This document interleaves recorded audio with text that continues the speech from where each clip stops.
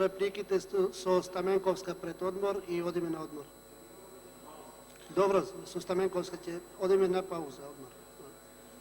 Почитувана македонска јавност, почитувани граѓани на Република Македонија, премиерот на вашата држава, Република Македонија, пред еден час ја даде следната изјава. Длабоката политичка криза во Република Македонија е завршена со ризик и храброст за одлука.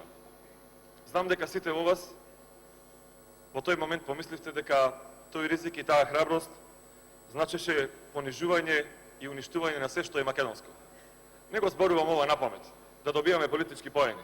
Туку демантот пристигна токму денес. И то од не некој друг, туку од бугарскиот европратеник, кој што ни упати една невкусна порака, како и многу пати порано. Тој вика: Гоце Делчев никогаш не се борел за никаква независна Македонија. Вие сте втора бугарска држава на Балканот. Вака го решивме проблемот со нашиот сосед Бугарија. И грчките војници ни порачаа нешто на парадата во Солун. И тие извикуваја: Македонија е Грчка, и уште една многу пострашна порака: во вените на македонците тече грчка крв. Нема да му го дадеме тоа име на скопјаните. Вака храбро и одлучно ги решивме проблемите со нашите соседи. За мене последните 7 дена постои еден храбар човек, а тој храбар човек беше советникот на министерот за финансии господинот Тевдовски, кој што се предлага денеска да го разрешиме. Тој храбар човек кажа вака: мислев дека метлата требаше да ги фати оние кои работеа за личен интерес наместо за јавниот, оние кои местеа милионски тендери, оние кои трошеа државни пари, а ништо не работеа. Тоа е храбар човек, што донесла одлука да се замени предвреме, кога видел дека ова се случува. За мене не е храброст да се предложи министер за култура, кој што гордо кажува дека македонскиот јазик му е странски јазик. Како ќе го развиваме македонскиот јазик?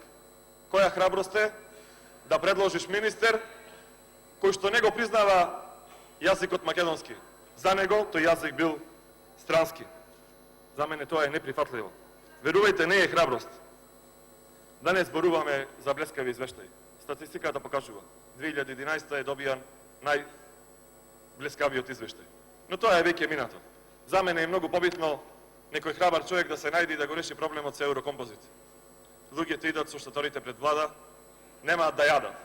И секогаш изговорот е еден: одете да не ве гледаме овдека, страмота е од државава Република Македонија, секи ви биде исполнето.